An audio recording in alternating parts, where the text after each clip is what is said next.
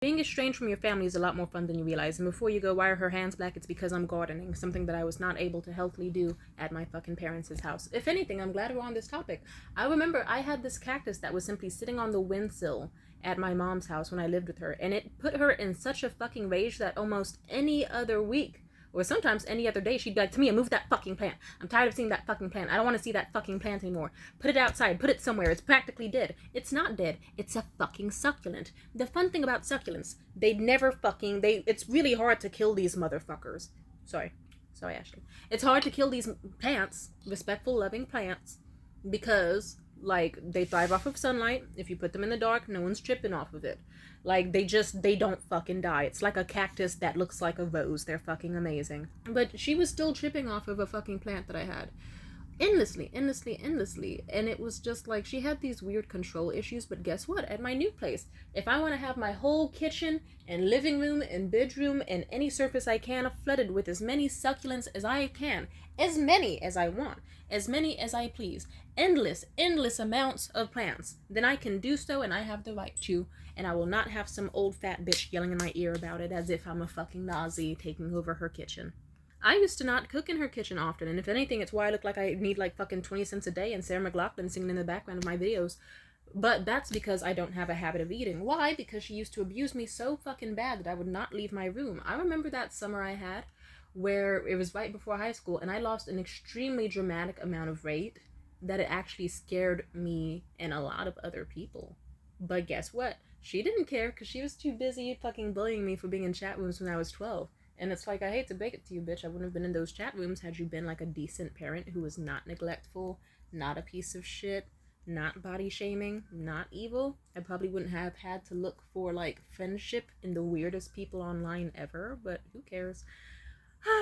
If she wants to complain about my fucking estrangement, then she should rewind time to 10 years before and be like, hey, Tamia, I'm a loving, accepting parent who's going to be open-minded and talk to you about why this is bad and how I care for you and how we should make you more friends in a healthy way and this, and that, and try to, share interests. But no, she didn't want to fucking do that. She wanted to be a vile bitch who bullied me and encouraged the rest of my family to bully me so fucking hard when I was getting ready to go into high school that I got a fucking eating disorder. And aside from that, even without that trauma, just being in the same kitchen as her could be awful. It didn't matter how well I scrubbed a dish. I could use scalding hot water. She would complain I used too much dish soap, too little dish soap.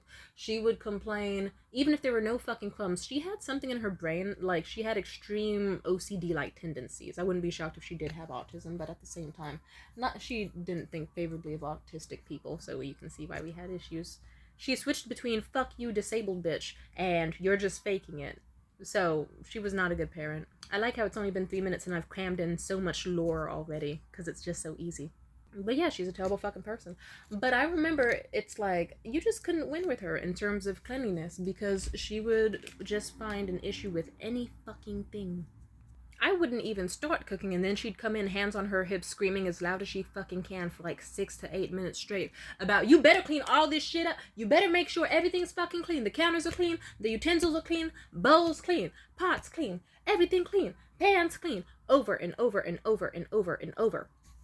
And that would be before I even put out as much as like one fucking pot and a bag of fucking Bertolli. It's like, yes, ma'am, I'm not gonna destroy the kitchen when it's literally just one bag of food I dump in a pot. Stir it, and then eat it, and then clean it, and just, yeah, she would complain about any fucking thing you can imagine. But guess what? Now that I live alone, I'm happily estranged. It's like, oh, look, I can cook food, and it doesn't matter if it comes out looking ugly or smelling weird to anyone else except me. I can have all the fucking cutlery and silverware and plates I want, and it doesn't matter if I break a dish on accident, because no one's gonna beat my ass about it, because the only consequence will be, oh, darn, one less dish, and I guess I should sweep. And I won't have to worry about someone screaming, beating my ass, sending me paragraphs, threatening me. None of that shit. Feels good. I'm actually getting in the habit of cooking more, because I'm like, holy shit, it turns out I love it. I love making pastas. I love making, like, fancy fucking recipes and fermentations and sweet little syrups and baking, and I love sharing my food with other people. I love it. If anything, I remember I used to love baking even at my house. But then guess what? My family didn't want to eat whatever I baked. And do you know how assholey you gotta be where it's like your daughter or your sibling can be like, hey, I made red velvet cake, does anybody want it? Anybody want a small slice, big slice, any slice? I made it with love. And then you're like, no. And everyone's like, no, I'm good. No, no, no. And then I just have to eat a cake by myself over the course of like a week or two. Yeah, that's a lot more depressing than I realized now that I say it out loud. Who turns down cake? And yeah, it's like, yeah, I was around people who weren't accepting of my love. But now if I want to, I can make a big fucking cake and just give it out to anyone I know whatsoever. I can go to every single little store I've ever been to, restaurant, been like, hey y'all, I'm in a good mood and I made cake. Does anyone want some? I can show up to events and be like, and everyone's like, oh my god, Tamia, when are you baking again? When are you cooking again? Like, those cookies you made last time were insane at that comedy show. And I'll have people around me who actually accept and value my love. And I'm just out here like, oh, look, I get to experiment in the kitchen without someone yelling in my ear, breathing down my neck, hitting me, making threats, feeling good. That's what I like. And I'm able to eat multiple times in one day without being shamed for it. I'm able to just exist in a place and not be shamed for it. And that's what really fucking matters. Estrangement is nice. Like, really, I can decorate my bedroom to my own taste and I won't have someone kicking in my door yelling at me, screaming about how my room doesn't look to their standards. It's not your bedroom. You don't have to like the way my jewelry is organized. You don't have to, like, she would do weird shit even when I was like 18, 19, 20. She would do weird shit. Like, she'd be like, hey, I looked in your underwear drawer. Your panties aren't folded. Fix that. Why were you going into my room when I was gone? Why were you going through my panty drawer? And just what the fuck? And she would just go through a lot of shit of mine. She was not a very good parent. She even had absurd rules which led to absurd, like, consequences. Not everything I did was always perfect either. But I remember at some point she made this rule where it was like, if you were on your period, like, I don't know, my older brother was a fucking pussy. And I remember she never really taught, actually, yeah, let me tell you this story, because it transitions into other stories. When I first got my period in middle school, I was so happy. I came home and tried to talk to her. She said, no, not now, I'm busy with the neighbor. And then I said, oh, wait, but really, it's really important. Like, it's so important. And then, like, she was like, oh my god, Tamia, shut the fuck up. Like, I'm busy. Don't you see me talking here? Mind you, I would never in my life in any other circumstance say, please help, it's important. Ever. I've never said that to her before. So you really gotta be so stupid as a parent to not realize that. Then when she came back from talking to her friend like 20 minutes later, and I was expecting to get threatened or my ass beat or yelled at or whatever, she came in and was like, so Tamia, what was so important? And I said, oh, nothing. I just got my period. Don't worry about it. I already handled it. And then she looked like a deer in headlights and then got embarrassed. And instead of apologizing or anything, she just went to her room, stormed off, and did whatever the fuck she did for hours. And then she still decided to be a lazy, stupid parent, and then basically demanded my sister tell me about how periods work and whatever and what to expect. Even then, for weeks, like, she was not a good... I remember I even came to her when my period came after only 2 weeks, and I said, hey, is that normal? And then instead of just educating me further, because clearly she could have been useful as a fucking parent, she just was like, yes, that's fucking normal to me, a god. And yeah, she wondered why I didn't talk to her, because it's like, even harmless questions where you're in a position of power and you could teach me and educate me, you did not. Now, continuing on, eventually as time went on, like, she never really taught me how to properly wrap pads. I thought it didn't matter. I knew that you had to, like, put it in a spiral and put it in the little plastic packaging it came in, you know, like the little wrappers like this. And if you're wondering why I had this on hand, it's because I just changed my pad a second ago. Shut the fuck up. So, eventually she just made it, eventually I did wrap it up as I was taught. She was like, ooh, you're not supposed to do this. You're not supposed to do this. You get a roll of toilet paper. And then she told me I'm supposed to wrap it up in hella layers of toilet paper and throw it in the garbage. I thought that was unnecessary and excess, and that he was just a fucking pussy. But guess what? I did as I was told, and then guess what happened? Her weird ass at some point, she had these paranoid episodes with just everyone in the family, but with me. So I remember at some point, like, she heard me in the bathroom for too long, and she's like, what the fuck is Tamia sneaking? What the fuck is she hiding? And she purposely dug through the trash, and then she went, what the fuck is wrapped in this napkin? She unwrapped it. Guess what? It was a pad, a used pad, a menstrual pad with Menzies in it. And her response was to storm in my room, kick open my door, and yell at me about how I'm not supposed to throw pads in the trash can anymore, and that it's fucking disgusting what I did, and how she found it. You stupid fucking bitch. Anyway. And so she basically demanded that anytime I ever bled into a pad ever, no matter the hour, I was supposed to physically do the whole process she already taught me, and then also walk my ass all the way throughout the house, all the way outside, all the way through the garbage bins where the rats and the filthy fucking animals and shit were. I also got attacked by a rat at the trash cans for a lot. That was fucked up. Either way, and she demanded that I just physically lift up a garbage pail, the huge garbage bins, slam dunk a pad in, rinse and repeat over and over and over. And yeah, let's just say that had consequences I don't feel like sharing. But let's just say that was another example. Now that I'm an adult, it's like, look, no one's gonna go through my garbage except for me. And the only reason I'd ever go through garbage is if it's like, oh shit, I need to look at the directions for the fucking microwave. Or, oh god, my earring fell in that bag. There it is. There's the earring. Like, it's one of those things where I'll put it this way, even at your lowest, you are still usually better than you were living with your parents. Estrangement is fucking awesome. I ran into this lady who knew my mom semi-recently, and I did not like that experience, but I will say it was funny how she was like, oh, I can tell your mother that you're doing good, you're glowing, you're looking beautiful, you're looking great, actually. Yeah, it's because I'm not constantly being fucking tormented by a psycho hose beast. Yeah. Turns out when I'm in an environment where I am not, like, at risk of being used as a punching bag or emotional turmoil bucket for someone who can't control their emotions and never mentally aged past 19, then it turns out I'm really fucking great. Turns out it's like, oh, when I have like the ability to eat and not have anyone throw it in my face how they have a roof over my head or pay for my food, even though they would not fucking buy me groceries sometimes, and how they were actually paying for the roof over their own head using my own disability funds because they were trying to get money from the fucking government. Turns out when I can get water from my kitchen without having to risk being body shamed or harassed or insulted or mocked or criticized for anything in my life, I'm gonna be flourishing. And then I can wear whatever fashion I want and talk about whatever I want freely and enjoy what I want and feel good. Like, she was the type of bitch where with her it could be like, oh, I know you don't want me to see your comics, but show me them anyway. I don't care if they're not done. What's this piece of shit? Yeah, this doesn't look right. These words don't fit. This looks ugly. This looks stupid. Do better. And she would toss a fucking Calvin and Hobbes comic fan art I was making when I was like 9 in my face. Or even when I got older, I was like, hey, here's this cool screenwriting project I'm working on, and I told her about it. And her response was just go, okay, with an attitude. And then it's like, yeah, you wonder why I don't fucking talk to you. Because you're out here shitting on any of my goals and passions and hobbies. I think I tried to talk to her about several of my scripts, and each time went poorly. But guess what? Now I have friends that are actually like sweet and kind, and they'll be like, hey, Tamia, I love your fucking fashion, I love your outfits, I love your scripts and everything you say, I love your sense of humor.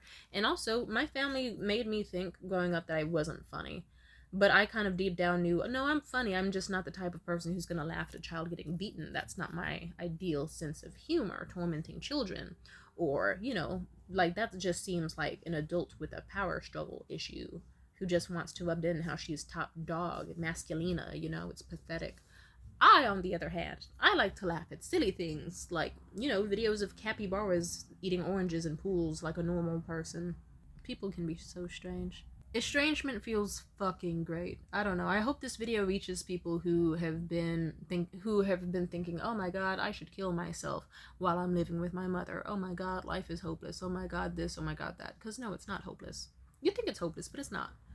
Like, because if I decided to stay there with my mom, she would have had me living off of her, or more like her living off of me, and been verbally and physically abusing me, as well as mental abuse and weird psychological mind games and nonstop stress, and you never knew when it could just snap with her. And then I would have had to deal with that, basically. I would have had to deal with an immature adult being in control of my life. And I'm glad that everything worked out the way it did, because she was trying to convince me, ooh, you can't live without me physically, because, like, what can you do, really? Like, you can't do anything. If anything, the best you can do is, like, get a job at McDonald's, because you don't have that much work experience, and you're just gonna be living with some random bitch in, like, some one-bedroom apartment, sleeping with a mattress on the floor type shit. Like, you have it pretty good here, and it's like, no, guess what? I moved out very quickly. I got my own place.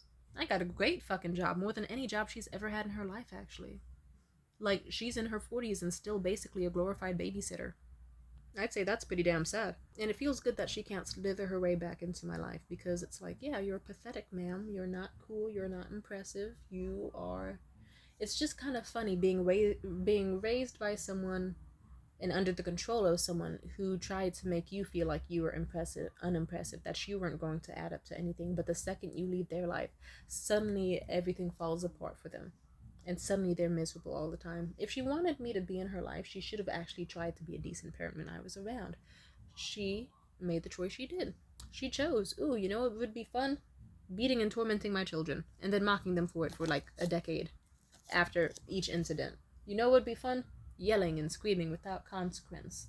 You know what would be fun? Threatening my kid because, like, when I made her a hot dog, specifically when she said that she didn't want a hot dog, I'm gonna threaten to hit her in the face with a spatula and call her an ungrateful bitch and threaten her.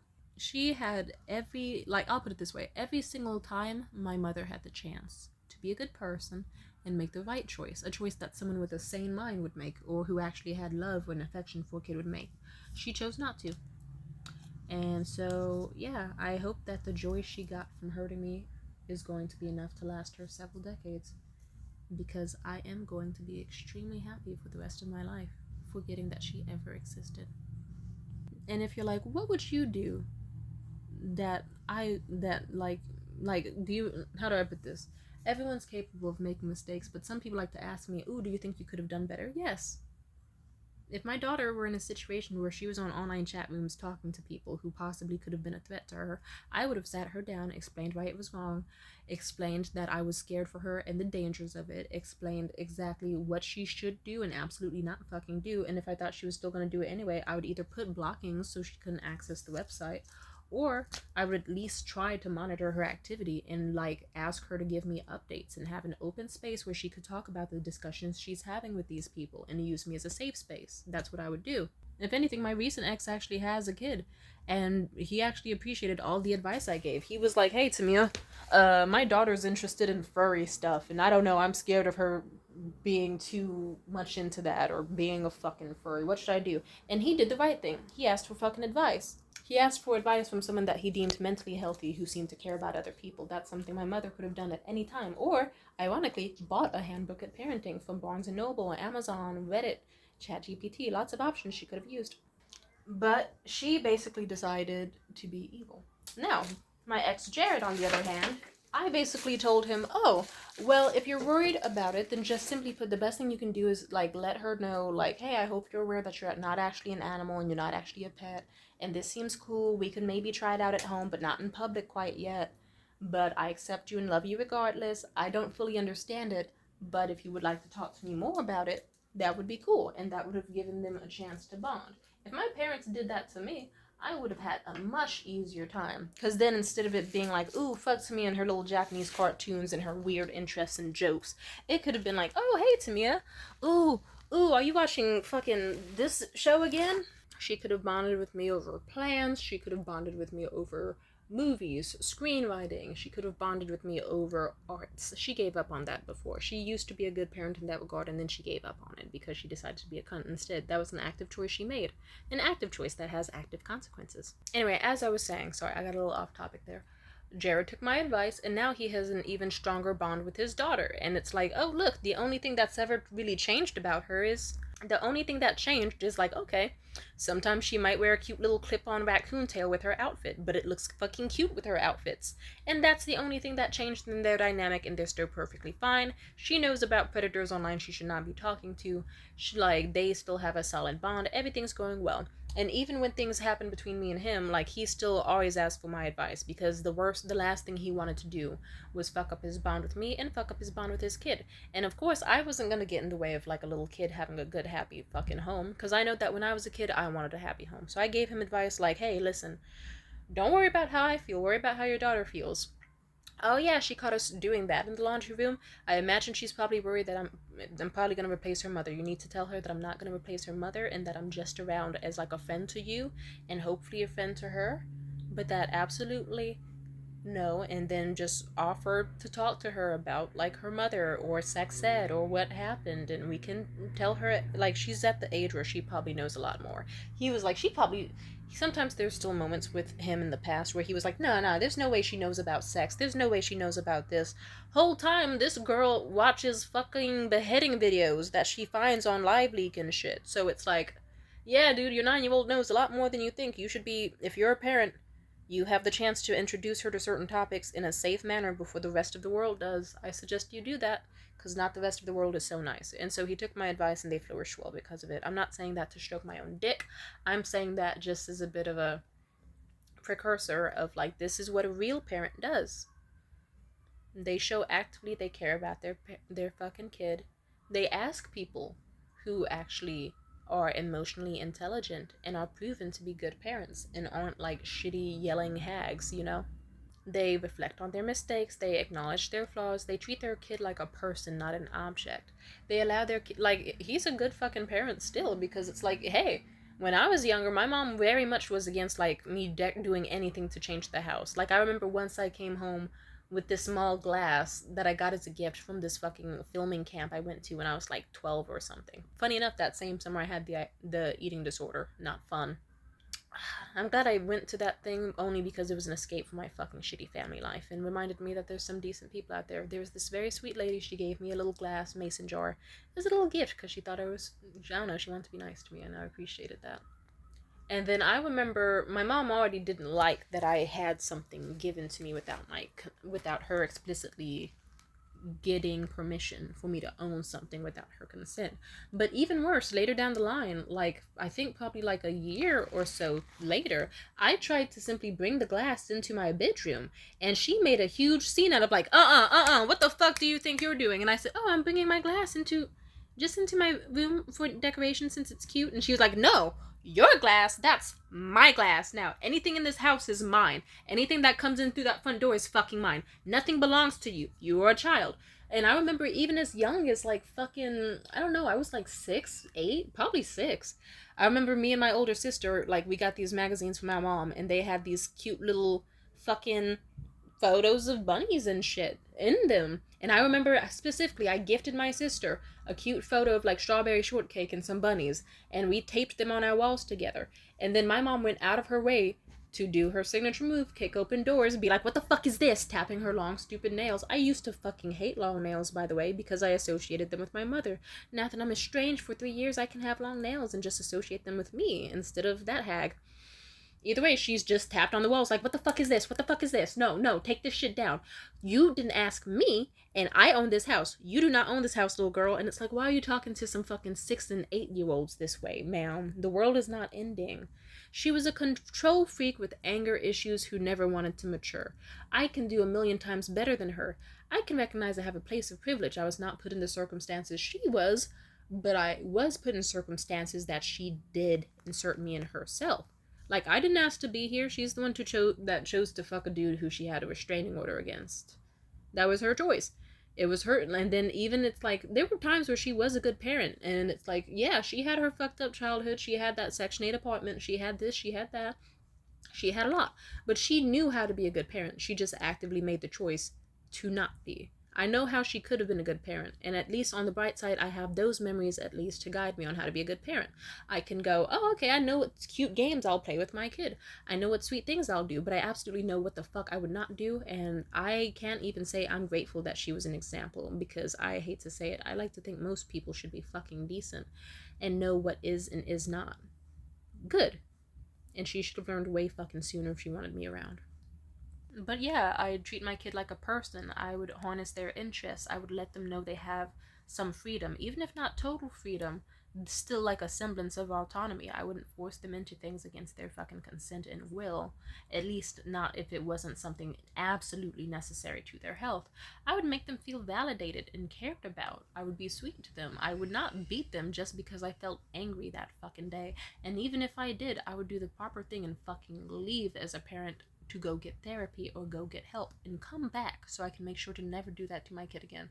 I wouldn't do the shit she did to me.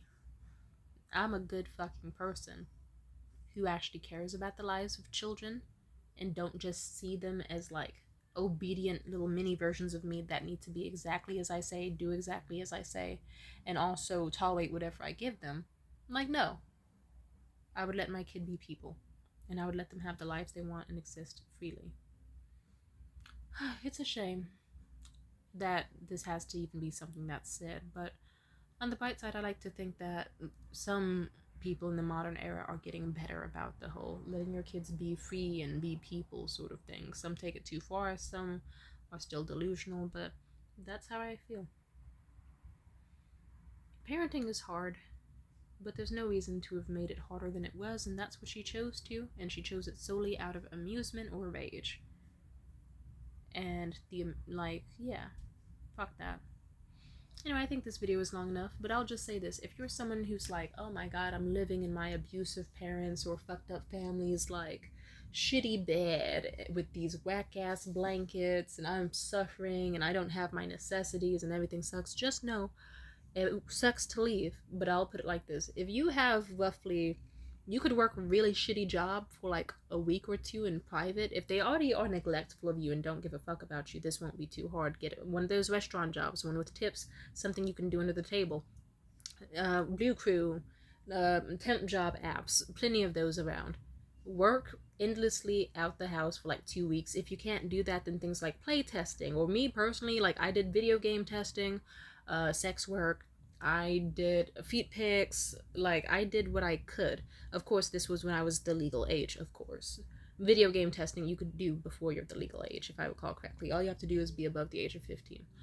But either way, I did what I had to. And then I saved the money, and then I had a GoFundMe, of course, with obvious documented, hey, this is the abuse, this is the blood on my face, this is the fucked up shit I'm going through, please help me. And I had friends who I already had established relationships with who cared and knew everything, and I dipped. And I left. Was it hard? Yeah. It wasn't always easy. Some nights it was just like, okay, I worked a fucking long-ass shift. Closing was sucky. Coworker was abusive. Manager was an idiot. But then guess what? You go home with your fucking tips and a big bag of food left over from the restaurant. And you go to your shitty motel that you've been staying in, and you search Craigslist for the night looking for a nice place to be in, and you grind and grind and grind, but it will still feel better than living under the roof or under the care of those shitty motherfuckers. And I managed to successfully vanish. And I'm happy that 3 years later, it's like, look at me. Like, sometimes I get down, but then I remind myself, I have so much progress. I just spent, like, before I made this video, I spent, like, a solid hour just messing around with the colored wigs I had, looking at cute fashions I'll have, planning all these events I'm getting invited to all fucking week.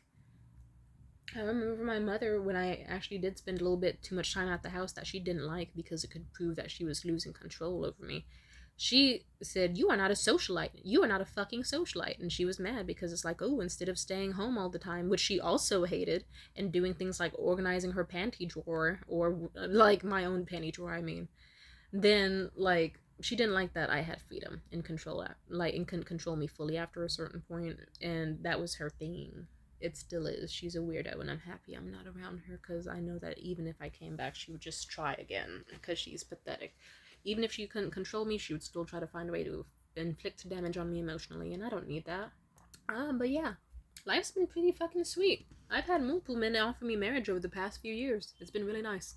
I've been accepted for my natural hair. Meanwhile, living under her, she was the type to call them Negro naps and say that they were unattractive and constantly criticize me for my hair. Constantly!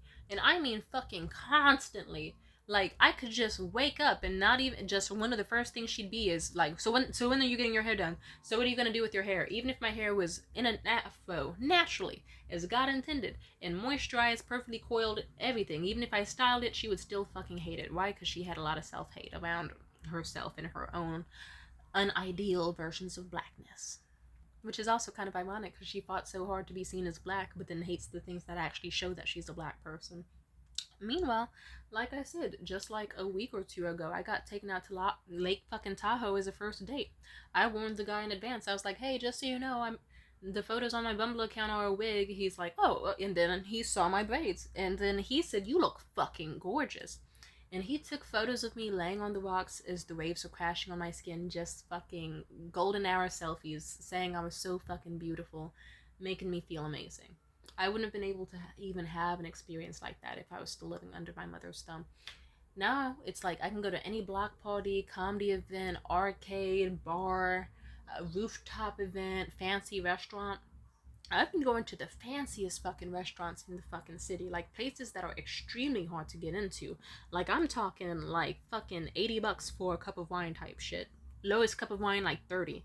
Massive chandeliers, massive fountains, exquisite food. Those tiny, you know those tiny fucking plates that you see and people mock? They actually are pretty damn good, I gotta admit. It's like, okay, these are, like, they give you a lot of them, so you still feel pretty full after. I'm able to wake up in the morning not to the sounds of her slamming pots and screaming at someone and aggressively cleaning. I'm allowed to just wake up and be like, ah, cool. I can sleep in as long as I want, or I can wake up early. I can cook myself some eggs and bacon, make a cup of tea. I can just be in my room all day and no one's gonna get mad at me for it, but I could also be outside of my room and no one's gonna be mad at me for that. I can go outside wearing like a push-up bra, a fucking mini skirt, and blue hair, and I can look fucking bomb and no one's gonna shit on me for it. Or at least no one's gonna make me feel bad before I even leave my fucking house. And then I'm gonna have a blast and get like fucking 8 different cars pulling up to me. Not because they think I'm a sex worker. Just because it's people platonically being like, "You're beautiful, have a nice day." Life feels really good when you're estranged from people who do nothing but bring you down. And people like to ask, do you think you'll ever try to build a relationship with her again? No. I saw her pick up a fucking infant like a goddamn Subway sandwich in one hand and beat it as hard as she could with another, as if it was some fucking bitch she had beef with that she was catching outside. And I mean literally a toddler who couldn't even fucking walk. Like an actual infant, babbling and drooling. Could not speak a single word. Why would I want a woman like that in my life? I don't even accept that in my fucking friend group. I refuse to be yet one of many enablers, and I refuse to rely on evil people for joy. I don't allow that in my friendships, and I don't allow that in, yeah, I don't even consider her a parent, just, or family. I escaped hell. Why would I want to go back? Anyway, I guess this video is just sort of like a comfort for anyone who has ever thought in their life, should I really cut them off? Should I go no contact? Should I really just move and not tell them and not give them an address? Should I really just pack this bag and go to a motel and then go across country and do this and do that? I'll put it this way, it doesn't work out for everybody, but even if you fail, there's still a solid chance your life will work out. And I know there was several chances where even when I struggled, I probably could have went back to my mother's place, but I thought to myself, I would rather go to a new state or a new country and try out an entirely new identity there than ever step back into that Section 8 apartment with that evil woman and risk ever being stuck in that room again. Thank you. Goodbye.